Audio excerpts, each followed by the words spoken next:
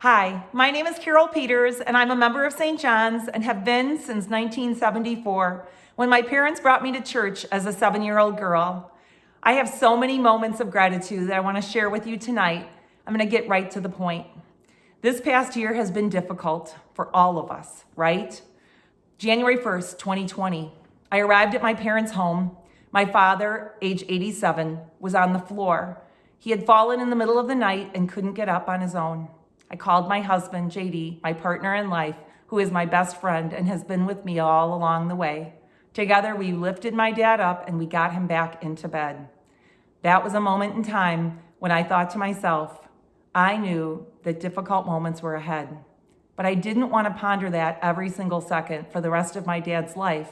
Instead, I choose to celebrate the joy that my dad brought into my life every time I came into the house, and he would say, "Well, hello, Carol." And I would say, "Hello, Dad." And then I'd give him a big hug and tell him how grateful I was that we were spending the day together.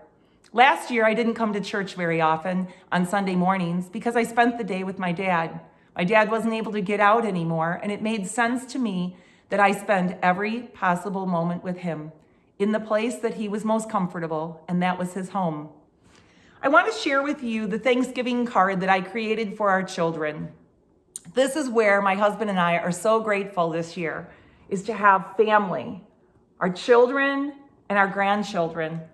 In the middle of the picture are Josh, our oldest, right over here, age 30, and his husband, Michael. We are so grateful for the relationship that they have and grateful that Josh celebrated a 30th birthday this year. It happened in May and we weren't able to be together because of COVID-19, but we still took the time to place together a bunch of different items, 30 in fact, so that he would receive a great present on his 30th birthday. In March, my son Jess, the youngest of the 3 boys, got married. Here's a picture of his family. Jess is in the U.S. Army serving in Germany. He met Sabrina, his beautiful wife. This is Sabrina. And a couple years ago when he arrived in Germany, and he decided after several months that he was in love and it was the right choice to get married. They were planning to get married in April, and unfortunately, because of COVID shutting down the country, they called me on March 20th and said, "Mom, we're getting married today." I said, "Do it. If that's what you want to do, move forward with your plans. Everything will be okay." I could have chosen to be really sad. In fact, I didn't even cry tears of sadness. I cried tears of joy. Why? Because I was inheriting a beautiful daughter-in-law, and I was receiving and celebrating a brand new granddaughter, Selena, who just turned 6 in October. And later in October, just a few months ago, this bundle of joy arrived, Isabella. And Isabella has brought such joy into our life, just knowing that we have a bundle of joy to love and hold someday when we get to meet her. Here's another picture, the day that she was born. Aren't they just the sweetest? So I am grateful that JD and I get to be grandparents. What a joy. Our middle son is Mark. Here's a picture of Mark and his wife, Amanda, when they got married. And we are so grateful to them. They just built a home in Austin, and we're hoping to travel someday to see their beautiful home and spend time with them. Amanda is just an adorable daughter-in-law to me and someone so precious and dear. In fact, my 2 daughter-in-laws mean so much to me. As a mom of 3 boys, I've always looked forward to the moment when I would celebrate them having spouses. The same goes for Michael. It's such a blessing to have in-laws, right? Or have daughter-in-laws and son-in-laws to love beyond the love that you have for your own children. And then lastly, I want to share this picture of my parents. You'll recognize them as Irv and Marianne Shermer.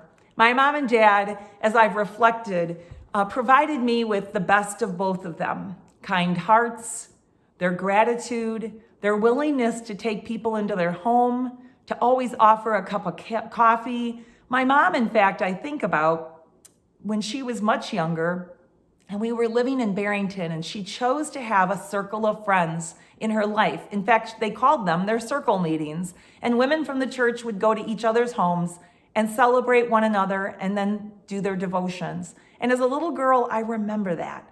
My mom hosted once, and she brought out her finest china. And when she did that, it impressed upon me the importance of these women in her life. And so something that I'm working on right now is what I'm calling Project 54, my Dream Big project. And it's all about honoring 54 women in my life. As I turn 54 in January of 2021, I want to take the time to celebrate the people who bring me great joy. And there goes that word again, right? Joy.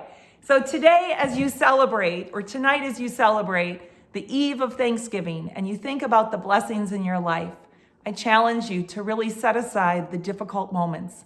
This COVID-19 pandemic, the furloughs, the losses of jobs, the moments that you think, I don't know if I'm going to get through the next, and really think about your blessings, the simple moments. I've created some new habits this year because of this quiet time that I have. I've made a decision to just be.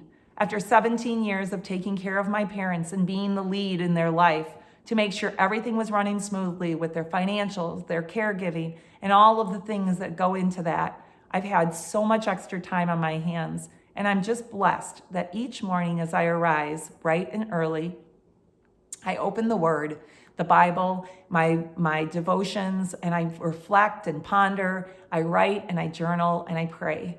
And I take those moments each morning to lift myself up and say, now is the time for me to take care of myself, for me to really nurture my faith and to ponder the great things that are happening within my family, and to then work on my life assignment at the United Way.